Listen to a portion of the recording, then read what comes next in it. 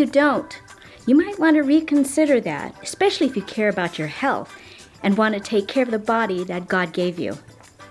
Stick around with today's video. We're going to talk about laughter, its importance, and how the scripture even mentions it. So, glad you're here. Hi there, welcome to UVU for One, where you are reminded that you are undeniably beloved, uniquely for one God and His kingdom. And if this is your first time to the channel, my name's Karina, and today we are going to cover my favorite topic, laughter and humor. We are going to look at scripture.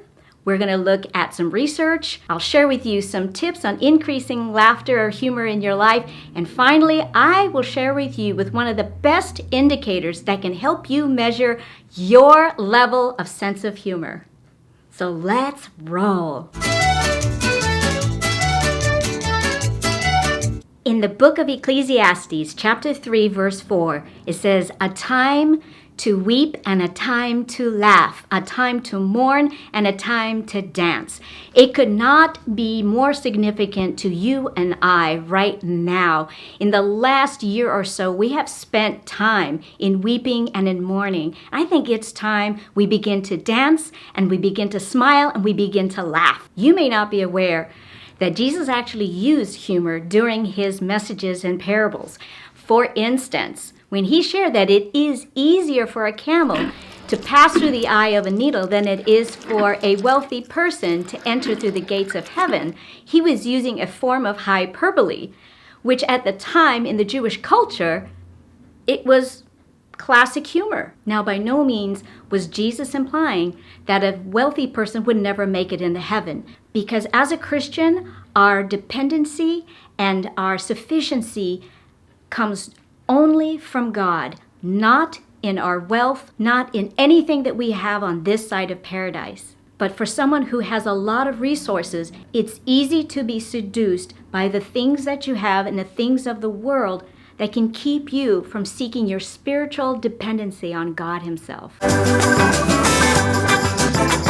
The Mayo Clinic offers information on the short-term benefits and the long-term benefits of laughter. The short-term benefits can be an increase in oxygen blood supply through your body that helps to release endorphins into your brain. And the endorphins are all that feel-good stuff. After laughter, it can help decrease your heart rate and your blood pressure. It also aids in muscle relaxation. Couldn't we all use that? In long-term benefit, regular laughter in your life can help produce neuropeptides that help fight off the damaging effects of stress to your body. It can help relieve or lower pain. It can help you connect with other people. And it helps to fight depression and anxiety.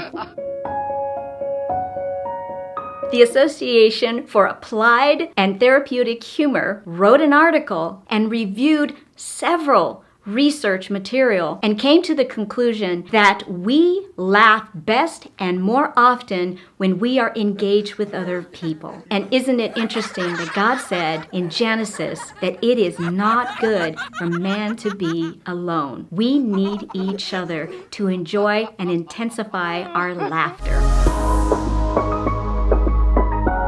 So I have 3 tips for you to increase laughter in your life, especially if you have been struggling to laugh, if you're not joyous of heart. This can start getting that pump flowing. Tip number 1, if you really haven't been laughing, start to giggle. Things that you know that you used to laugh at before, start to giggle. Start with that small little chuckle. Start with that. Start to get the wheels rolling for yourself. Tip number 2, now push the muscle a little harder, is really give yourself a laugh. Actors practice this all the time because they need to do it spontaneously. And guess what? It starts to get infectious. I'm going to help you out a little bit on number 2. Enclosed in the description box in this video are 3 comedians who I find make me laugh. Number 1, my favorite, Michael Jr. Number 2, Angela Johnson.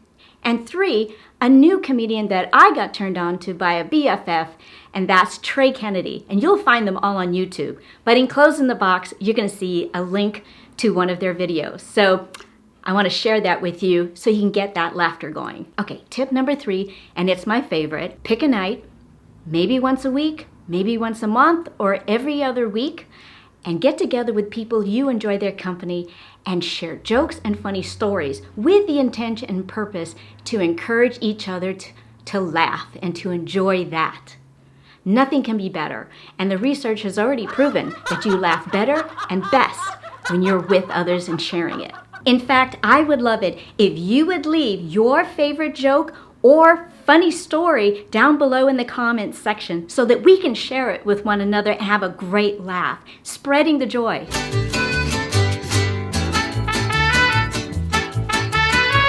So the number one way in which to measure if you actually have a sense of humor is to know if you can even laugh at yourself and not take yourself too seriously. Friends, hang in there because the 3 amigas are going to share with you some of their jokes of the day.